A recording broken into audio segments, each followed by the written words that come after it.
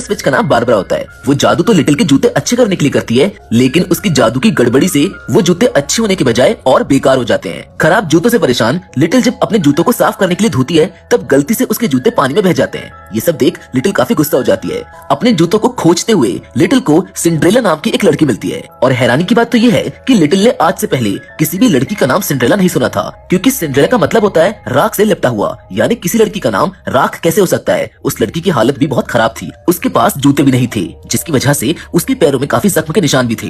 Little Cinderella से जंगल में आने की वजह पूछती है। अपने जवाब में सिंड्रेला बताती है कि वो यहाँ पर अपने कबूतर यानी कि पिजन को दफनाने आई हुई है। लिटिल के पास एक बहुत ही अद्भुत शक्ति होती है, जो एक बार किसी को देख ले तो उसको सामने वाले का फ्यूचर और पास्ट दोनों पता चल जाता है। वो देखती है कि सिंड्रेला की 2 बहनें और एक सौतेली माँ है, जो उस पर बहुत जुल्म करती है। वो उसे खाने पीने के लिए खाना नहीं देती और पहनने को फटे पुराने कपड़े ही देते हैं। ये सारी बातें लिटिल सिंड्रेला को बताती है। ये सुनकर सिंड्रेला को बड़ा अजीब लगता है कि आखिर इसको ये सारी बातें कैसे पता चली। आगे और बातें होने पर लिटिल को पता चलता है कि आज किंगडम में प्रिंस ने एक बहुत बड़ा बॉल यानी कि फंक्शन रखा है, जिसमें शहर की सभी लड़कियों को बुलाया गया है और सिर्फ सुंदर लड़कियों को। अब यहाँ से सीन बदलता है और हमें सिंड्रेला की फैमिली में 2 बहनें और उसकी सौतेली माँ को दिखाया जाता है, जो सिंड्रेला को परेशान करने के लिए हमेशा उसको काम देती रहती है। सिंड्रेला की बहनों का नाम एनी और मार्गो था। मार्गो को खाने का बहुत शौक था। वो हर पल सिर्फ यही सोचती रहती थी कि वो आज क्या खाएगी और कैसे वो खूबसूरत लग सकती है। खाते समय मार्गो के हाथ से पैन केक नीचे गिर जाता है, जिसे एक कबूतर खाने लगता है। ये देख गुस्से से लाल मार्गो उसको मार देती है।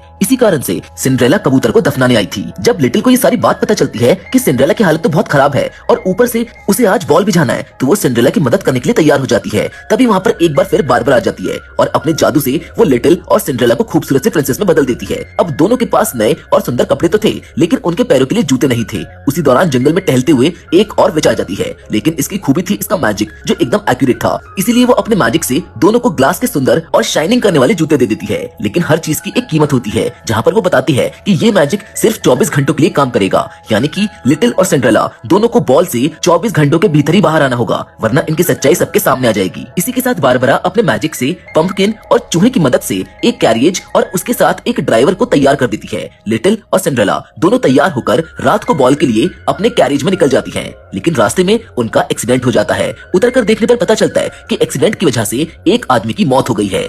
ये सब देख ड्राइवर और दोनों लड़कियां डर जाती हैं। लड़की को देखने पर लिटिल को वो पहचान में नहीं आता। वो सिंड्रेला से पूछती है कि क्या तुम जानती हो इसको, जिसके जवाब में सिंड्रेला सर हिलाते हुए बताती है कि इसका नाम हैंस है और ये रॉयल फैमिली का बार्बर है। पूरे किंगडम में लोग इससे बाल कटवाने के लिए मरते हैं, क्योंकि किसी ने भी अगर इससे हेयर स्टाइलिंग कराई तो उसकी लाइफ बदल जाती है। लेकिन हम इसको यहाँ पर ऐसे नहीं छोड़ सकते, इसीलिए और ज्यादा जानने के लिए लिटिल नीचे पड़ी बॉडी को टच करती है, जहाँ पर उसको मालूम चलता है कि हैंस की मौत तो पहले ही हो चुकी है। बॉडी को तो बस